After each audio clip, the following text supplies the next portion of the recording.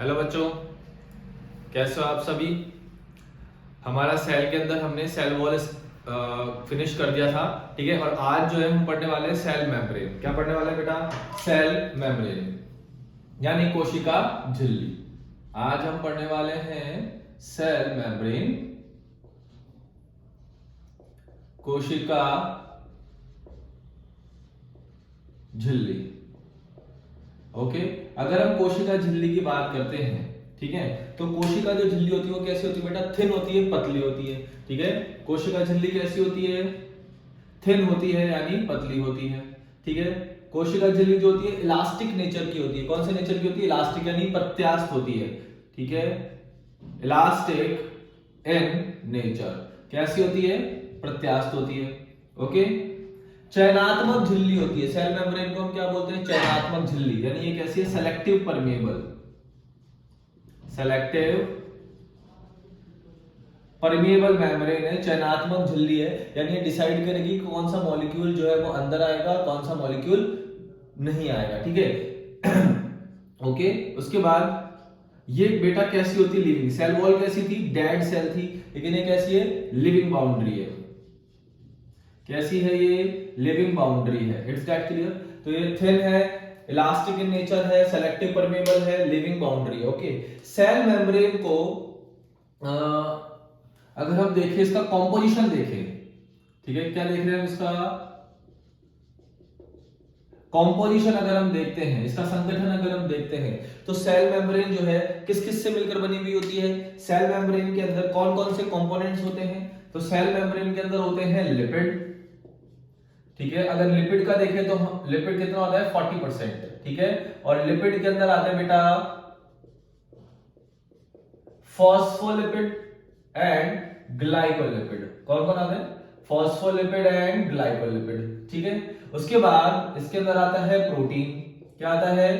Protein. और protein का amount कितना होता है? 58 to 59%, ठीक है।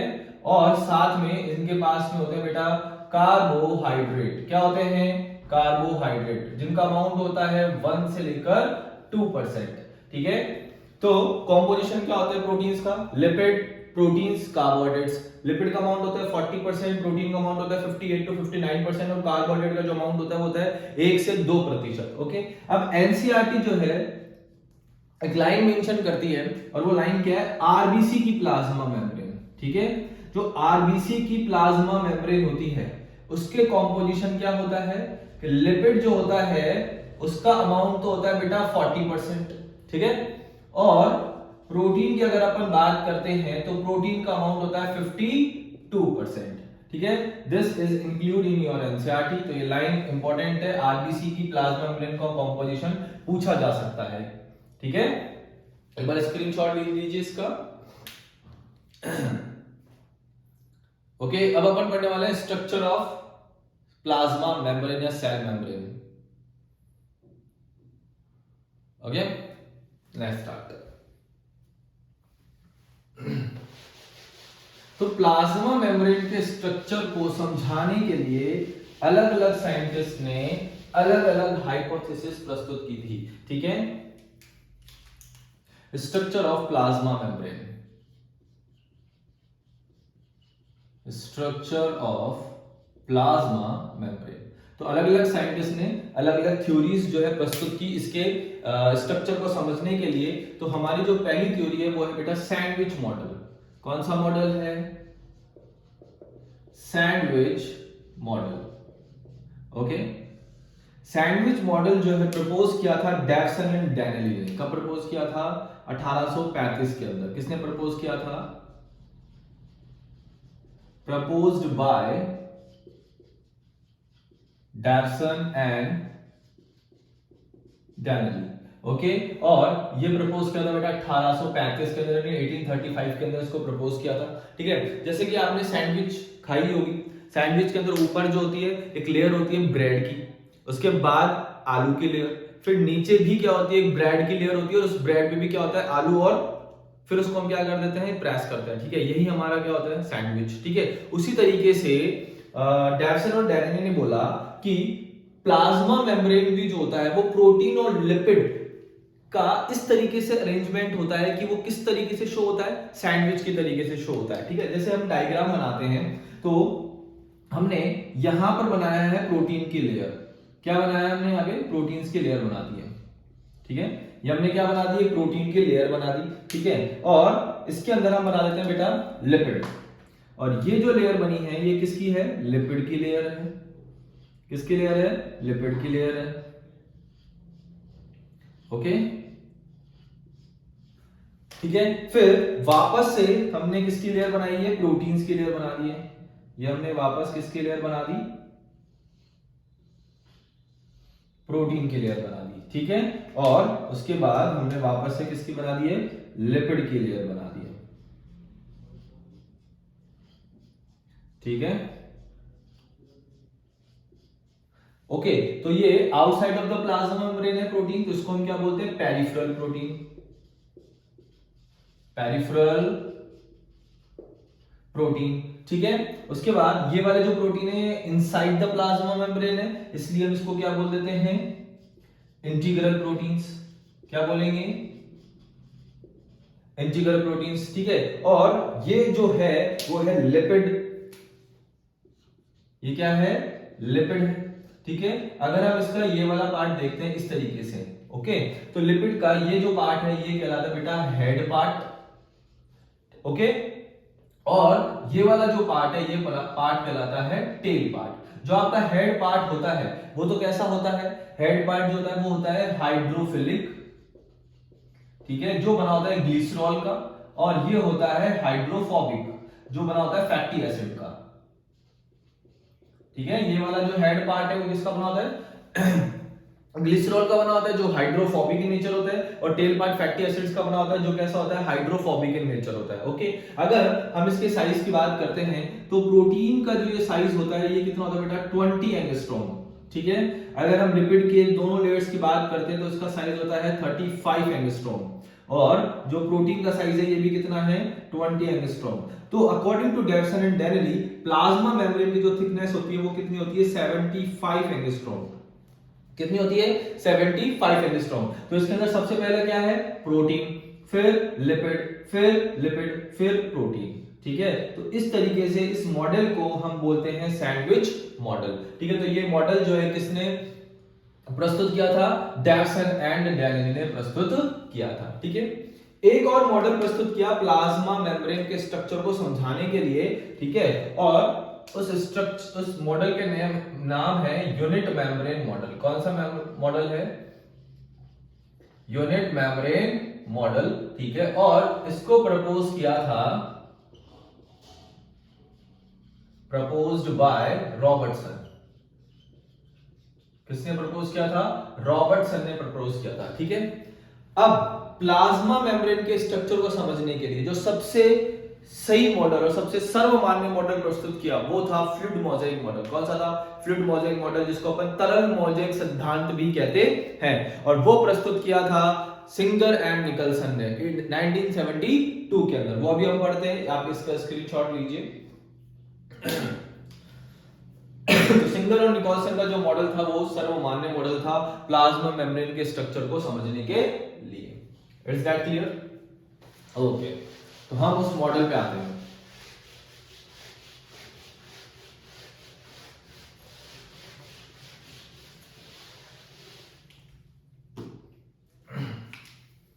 Fluid mosaic model,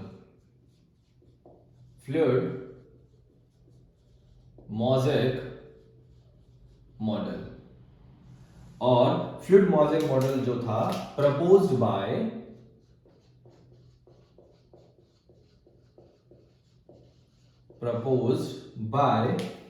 singer and Nicolson. Singer and Nicolson in 1972।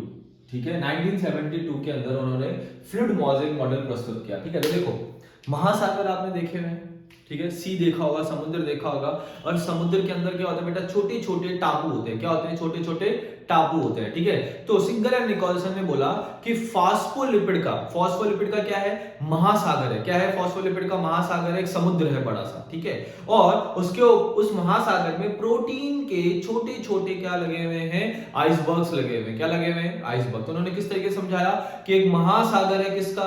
Phospholipid का। तो फॉस्फोलिपिड क्या है बेटा? यहाँ पर महासागर है। ठीक है, और उसके ऊपर जो टापू बने हुए हैं वो टापू किसके हैं? प्रोटीन्स के हैं। वो टापू किसके हैं? प्रोटीन्स के हैं। It's that clear? ओके, तो सिंगर एंड निकोलसन ने बोला कि जो प्लाज्मा मेम्ब्रेन का स्ट्रक्चर है, ठीक है, वो कैसा दिखाई देता है? जैसे फॉस्फोलिपिड के महासागर के अंदर छोटे छोटे प्रोटीन्स के क्या है? टापू बने हुए हैं। तो हम यहां पे लिख सकते हैं protein iceberg NaC of phospholipid, NaC of phospholipid, यानी फॉस्फोलिपिड के समुद्र के अंदर प्रोटीन के छोटे छोटे टापू हैं। ठीक है, उसी को हमने क्या बोला है? स्ट्रक्चर ऑफ प्लाज्मा मेम्ब्रेन कहा है, और उसको नाम दिया फ्लूइड मोज़ेक मॉडल। किसने?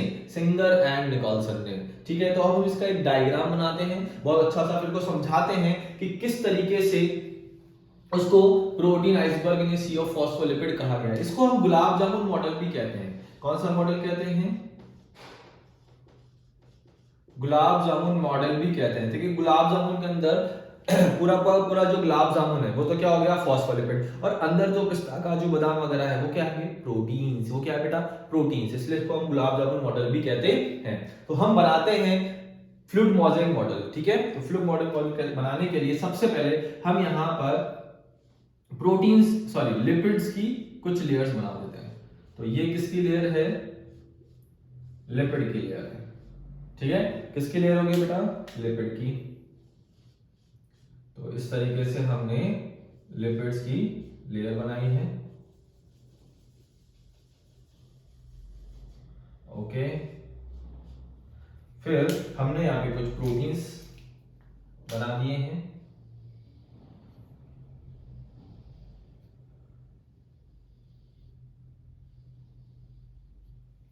ठीक है,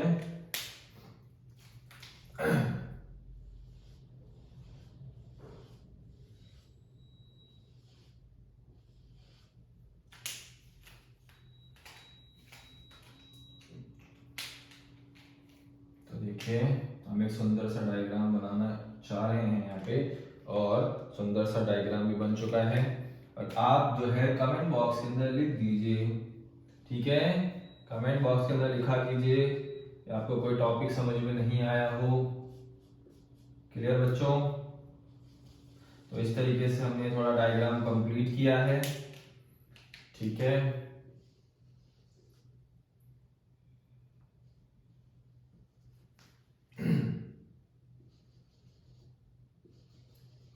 ओके, तो इस तरीके से हमने डायग्राम बनाया किसका? फ्लूइड मोज़ेक मॉडल का, प्लाज्मा मेम्ब्रेन। ठीक है, अब इसको लेबल करते हैं और समझाते हुए चलते हैं। ठीक है, एक एक करके इसको हम क्या करते हैं?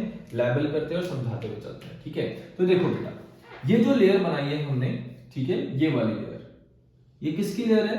फॉस्फोलिपिड की लेयर है। किसकी लेयर है बेटा? ये फॉस्फोलिपिड की लेयर है। किसकी लेयर है? फॉस्फोलिपिड की लेयर है। ठीक है, और फॉस्फोलिपिड की कितनी लेयर्स प्रेजेंट है? 2 लेयर प्रेजेंट है, जिसको हमने बोला है बाई लेयर ऑफ फॉस्फोलिपिड। क्या है बेटा?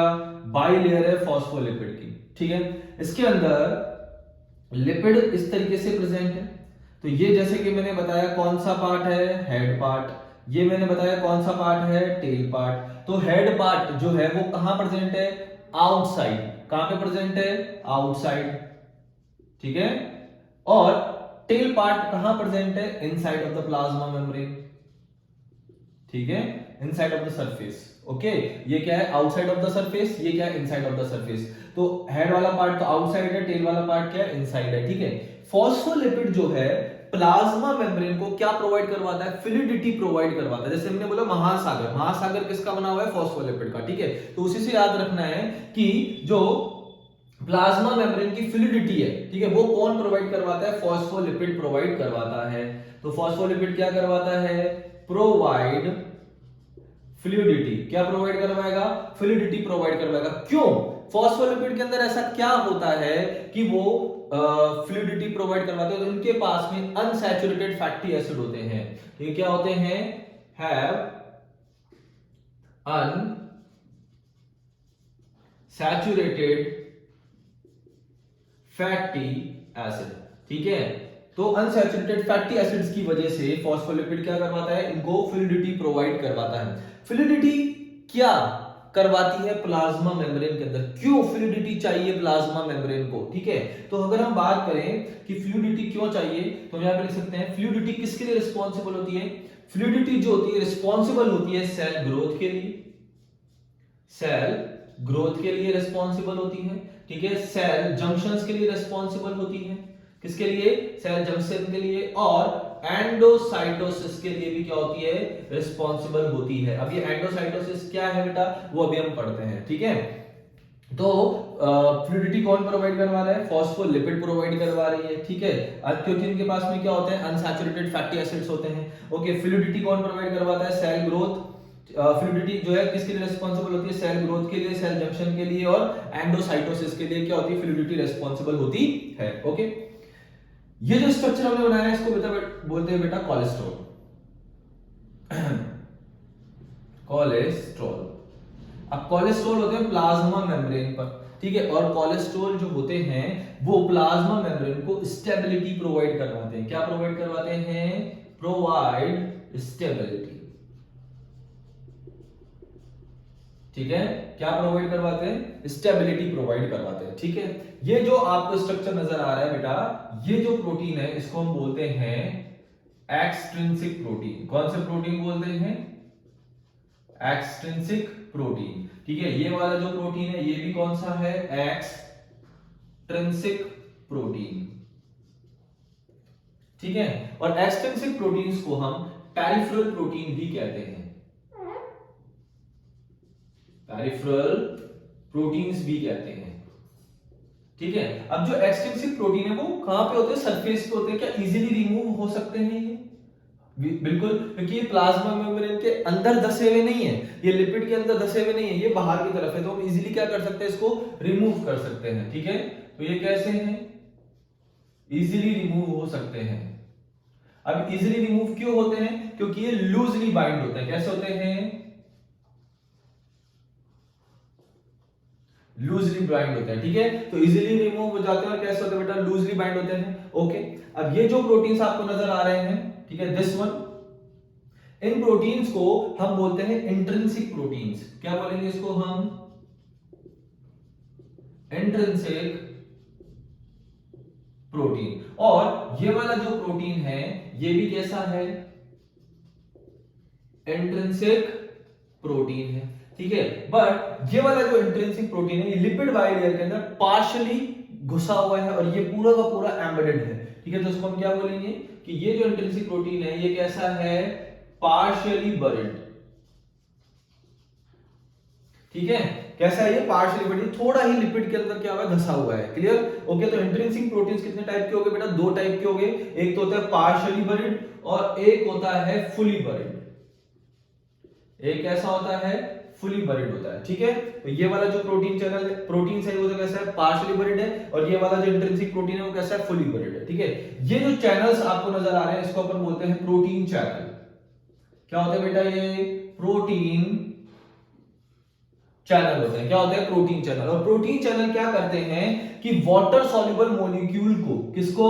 वाटर सॉल्युबल मॉलिक्यूल को पासेस प्रोवाइड करवाते हैं ताकि वो मेम्ब्रेन को क्रॉस कर सके। ठीक है, तो protein channel provide space for molecule, protein channel provide space, ठीक है, two molecule for across the plasma membrane, ताकि वो प्लाज्मा मेम्ब्रेन को क्या कर सके? अक्रॉस कर सके। तो कौन सा मॉलिक्यूल होगा? वाटर सॉल्युबल मॉलिक्यूल होगा। कौन सा मॉलिक्यूल होगा बेटा? वाटर सॉल्युबल मॉलिक्यूल होगा। ठीक है, तो इंट्रिंसिक प्रोटीन्स जो होते हैं वो फुली बरीड होते हैं। ठीक है, साथ में कैसे होते हैं? ये टाइटली बाउंड होते हैं।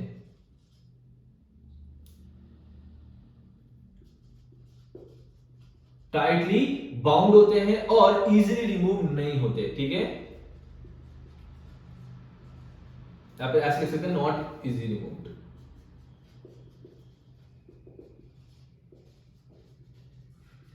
ओके, इजीली रिमूव्ड नहीं होते हैं। क्लियर बात है, यहां तक समझ में आया आप लोगों को? ठीक है, तो फॉस्फोलिपिड जो है बाइलेयर प्रेजेंट होता है। फॉस्फोलिपिड की हेड और टेल आउटसाइड और टेल इनसाइड, प्रोवाइड फ्लूइडिटी। जो फॉस्फोलिपिड्स होते हैं फ्लूइडिटी प्रोवाइड करवाते हैं because of unsaturated fatty acid. Fluidity जो होती है रिस्पॉन्सिबल होती है सेल ग्रोथ, सेल जंक्शंस और एंडोसाइटोसिस के लिए। ओके, यहाँ पे कोलेस्ट्रॉल होते हैं जो प्रोवाइड करवाते हैं स्टेबिलिटी। लेकिन प्रोकैरियोट्स की अगर अपन बात करें तो प्रोकैरियोट्स में कोलेस्ट्रॉल एब्सेंट होते हैं बेटा। प्रोकैरियोट की जो प्लाज्मा मेम्ब्रेन होती है उनमें कोलेस्टेरॉल क्या होते हैं, एब्सेंट होते हैं, और उनकी जगह पर क्या होते हैं, होपेनॉइड्स प्रेजेंट होते हैं। क्या प्रेजेंट होते हैं, होपेनॉइड्स प्रेजेंट होते हैं which provide stability to the plasma membrane. Okay, यहाँ पे कुछ चैनल प्रोटीन्स हैं, ठीक है, जो क्या करते हैं, वाटर सॉल्युबल मेम्ब्रेन को हेल्प करते हैं मेम्ब्रेन को क्रॉस करने के लिए। It's that clear? Water soluble molecules को क्या करते हैं, मेम्ब्रेन क्रॉस करने के लिए हेल्प करते हैं। ये होते हैं बेटा इंट्रिंसिक प्रोटीन्स जो फुली बरीड होते हैं किसमें, लिपिड बाइलेयर में, टाइटली बाउंड होते हैं और नॉट इजीली रिमूव्ड। ये वाले होते हैं बेटा इंट्रिंसिक प्रोटीन या पेरिफेरल प्रोटीन। जो इंट्रिंसिक प्रोटीन्स होते हैं वो इजीली रिमूव हो जाते हैं because of loosely bind to the lipid surface. It's that clear? These are fluid mosaic model. Okay, clear बात? ठीक है, अब हम कुछ मूवमेंट पढ़ते हैं। ओके, एक छोटा सा टॉपिक और बच गया बेटा, ये वाला। इसको हमने बोला है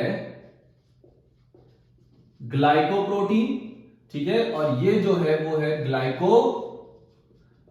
अब ग्लाइकोप्रोटीन और ग्लाइकोलिपिड जो होते हैं वो प्लाज्मा मेम्ब्रेन की सरफेस में मिलते हैं, ठीक है, और ये दोनों जो है बेटा किस में हेल्प करते हैं, ये हेल्प करते हैं सेल टू सेल रिकॉग्निशन में।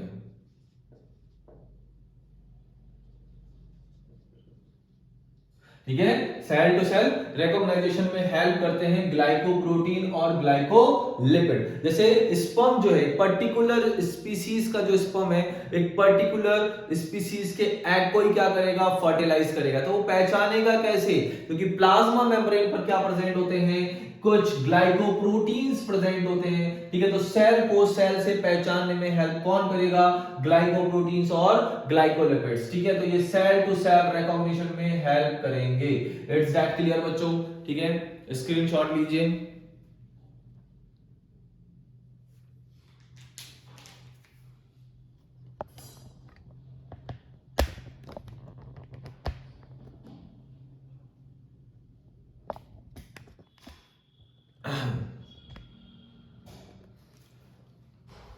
थोड़ा सा ये हमारा टेढ़ा हो चुका है, इसको हम सही करने में हमारी टीम जो है सही कर रही है। हाँ, ओके, अब आपका अच्छा स्क्रीनशॉट आएगा। समझ में आ गया बेटा?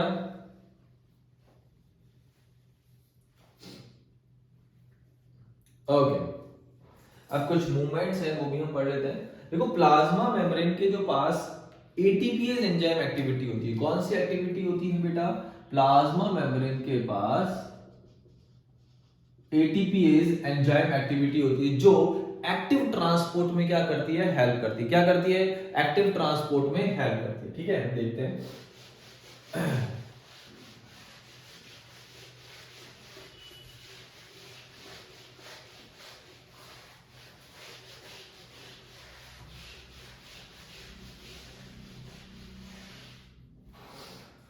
देखो, हमने यहां पे बनाए हैं लिपिड बाइलेयर। हमने यहां पे क्या बना दी, लिपिड बाइलेयर बनाई है इस तरीके से।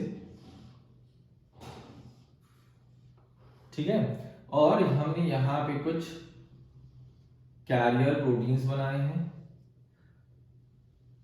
ये तो है प्रोटीन चैनल्स।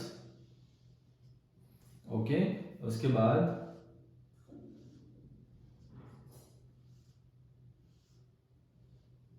हमने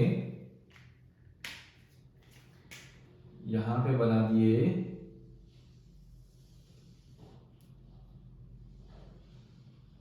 कैरियर प्रोटीन्स।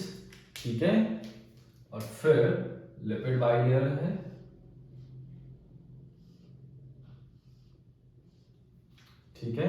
और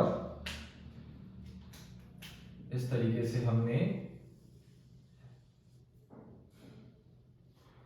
कैरियर प्रोटीन्स बनाए हैं। क्या बनाए हैं? कैरियर प्रोटीन्स बनाए हैं। ठीक है, तो ये तो है बेटा प्रोटीन चैनल्स। इसको हमने क्या बोला? प्रोटीन चैनल बोला। ठीक है, ये है बेटा कैरियर प्रोटीन। ओके, और ये है लिपिड बाइलेयर। ठीक है, अब ये वाला जो साइड है ये तो है outside of the plasma membrane. ठीक है, और ये साइटोप्लाज्म वाला साइड है जो है inside of the plasma membrane. यहां पर जो है कॉन्सेंट्रेशन है वो ज्यादा है, हायर कॉन्सेंट्रेशन मॉलिक्यूल्स का, और यहां पर कौन सा है?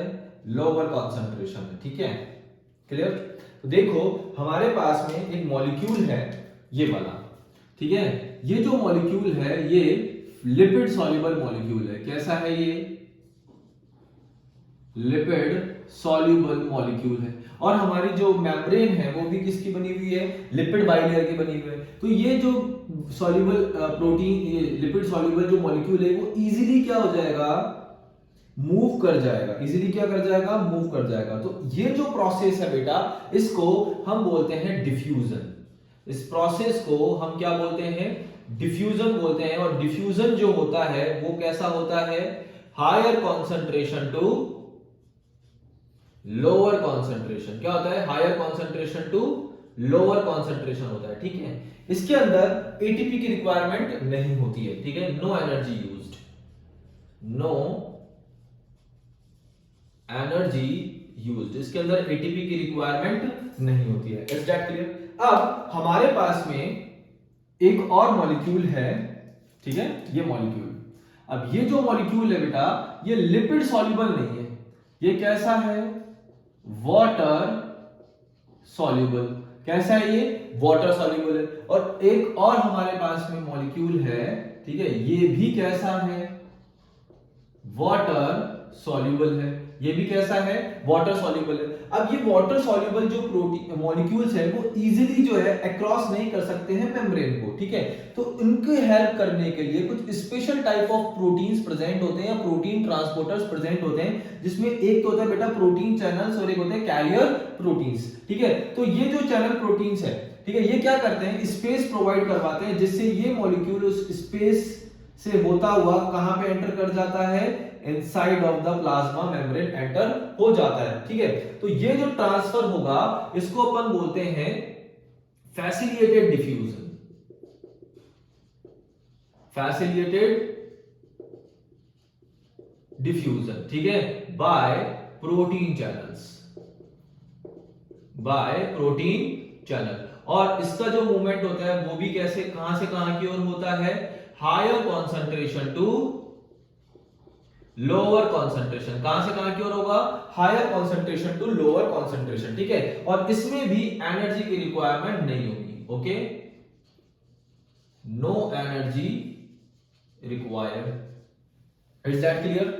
ओके, अब ये जो मॉलिक्यूल है वाटर सॉल्युबल। ठीक है, तो यहां पर कुछ स्पेशल टाइप के प्रोटीन है जिसको हमने कैरियर प्रोटीन बोला, ये यहां से अटैच होंगे इस तरीके से। ठीक है, और अटैच होने के बाद में प्लाज्मा मेम्ब्रेन पर उपस्थित ये जो प्रोटीन है वो कौन सा मूवमेंट शो करेंगे? रोटेशनल मूवमेंट शो करेंगे। कौन सा मूवमेंट? रोटेशनल मूवमेंट शो करेंगे। ठीक है, और यहां से वो कहां आ जाएंगे? Inside the plasma membrane. कौन सा मूवमेंट शो करेंगे? रोटेशनल। तो इसको भी हम कौन सा डिफ्यूजन बोलते हैं? Facilitated diffusion. इसको भी हम कौन सा डिफ्यूजन बोलेंगे? फैसिलिटेटेड डिफ्यूजन कहेंगे by carrier proteins, by carrier proteins. ठीक है, और ये जो मूवमेंट है ये भी कहां से कहां की ओर होगा? Higher concentration to lower concentration. ठीक है, और इसके अंदर भी एनर्जी की रिक्वायरमेंट नहीं रहेगी। तो नो एनर्जी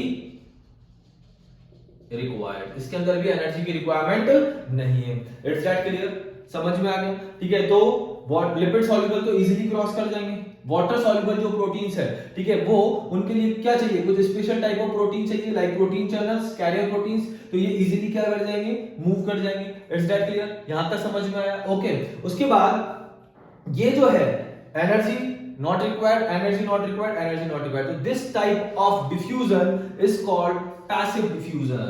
इस तरह का जो डिफ्यूजन होता है उसको हम क्या बोलते हैं, पैसिव डिफ्यूजन कहते हैं, क्योंकि इनके अंदर एनर्जी की रिक्वायरमेंट नहीं होती है। It's that clear? ओके, अब यहां पर मूवमेंट जो हो रहा है वो अगेंस्ट द कंसंट्रेशन ग्रेडियंट हो रहा है, इसका मतलब lower concentration to higher concentration की ओर हो रहा है। तो यहां से कोई मॉलिक्यूल है जो मूव करके कहां जा रहा है, बाहर की तरफ जा रहा है। कहां पे जा रहा है, बाहर की तरफ जा रहा है। ठीक है, तो इसका जो मूवमेंट है वो कहां से कहां की ओर हो रहा है, इसका मूवमेंट हो रहा है lower concentration to high concentration, यानी अगेंस्ट द कॉन्सेंट्रेशन ग्रेडियंट। और इसके लिए किसकी रिक्वायरमेंट होती है, इसके लिए रिक्वायरमेंट होती है एनर्जी की, यानी एटीपी की रिक्वायरमेंट होती है। तो this type of movement is called active transport.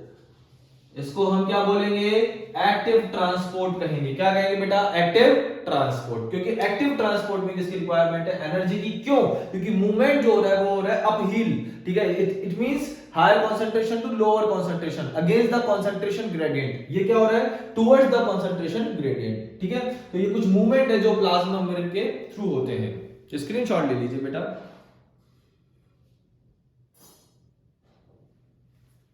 Okay, clear? Okay, अब कुछ टर्मिनोलॉजीज है उसको भी हम पढ़ लेते हैं, फिर प्लाज्मा मेम्ब्रेन जो है हमारा फिनिश हो जाएगा।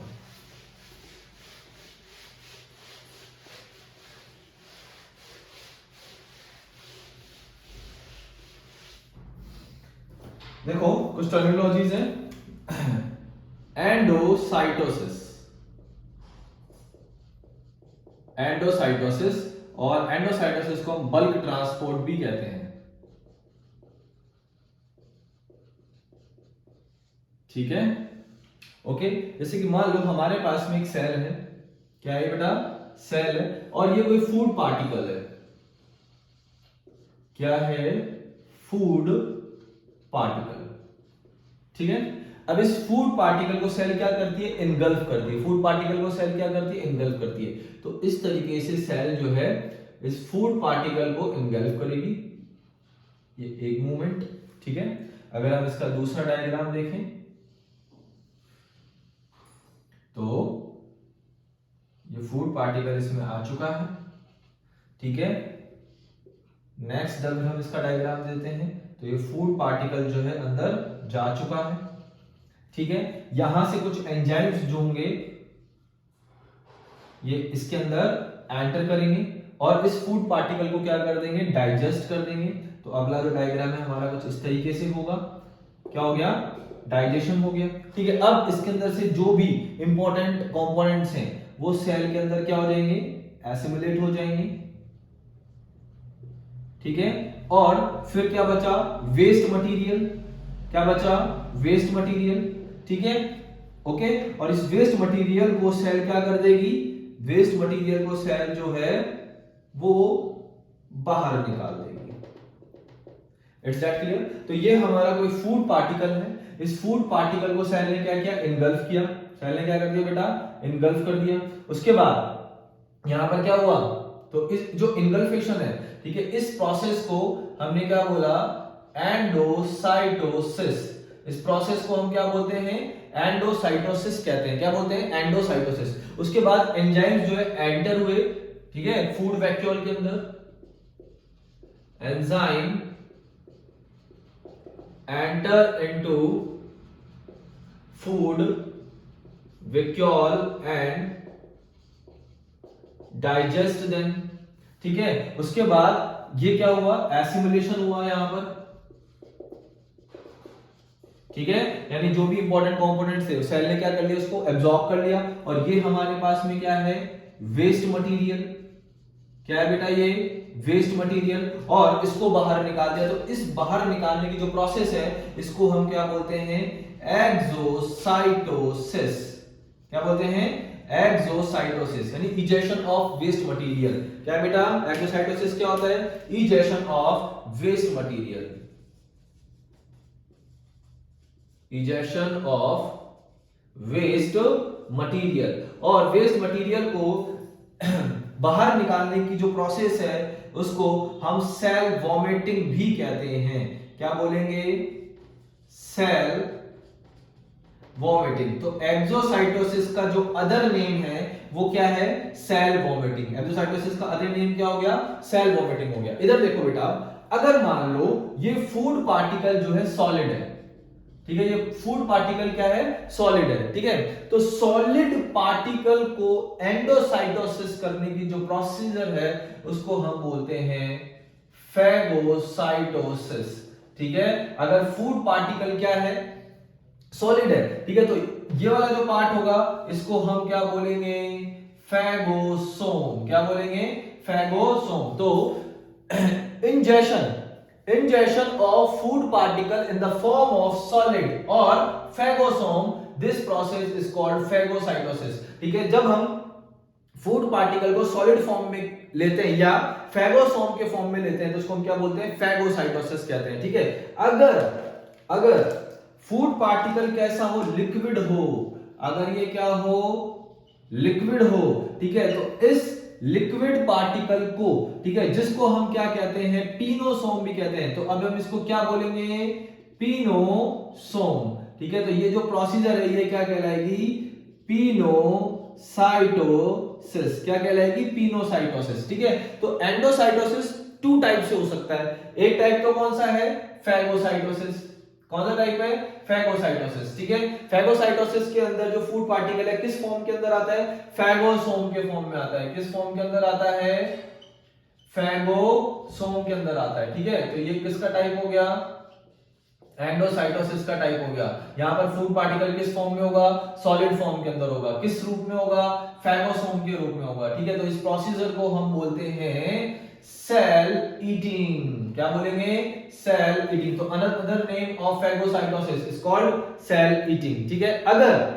अगर जो फूड पार्टिकल है हमारा वो कौन सी फॉर्म के अंदर है, लिक्विड फॉर्म के अंदर है। किस फॉर्म में, पीनोसोम की फॉर्म में। तो उस प्रोसेस को हम क्या बोलेंगे, पीनोसाइटोसिस। क्या बोलेंगे, पीनोसाइटोसिस या सेल ड्रिंकिंग। क्या बोलते हैं, सेल ड्रिंकिंग।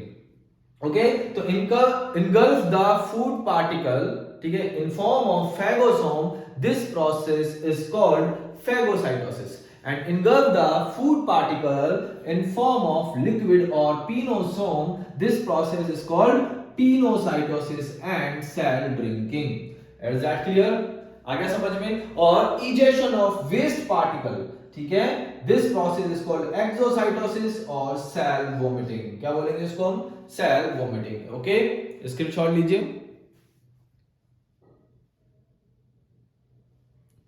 ठीक है।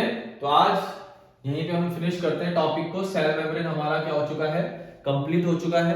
ओके, अगर आपको समझ में आया तो आप कमेंट बॉक्स के अंदर कमेंट कीजिए। कोई भी डाउट है तो भी आप कमेंट बॉक्स के अंदर हमको बताइए, हम आपको सॉल्व करेंगे। और हमारी जो कल की क्लास होगी बेटा वो होगी किसकी, transport and plants. Okay, thank you so much.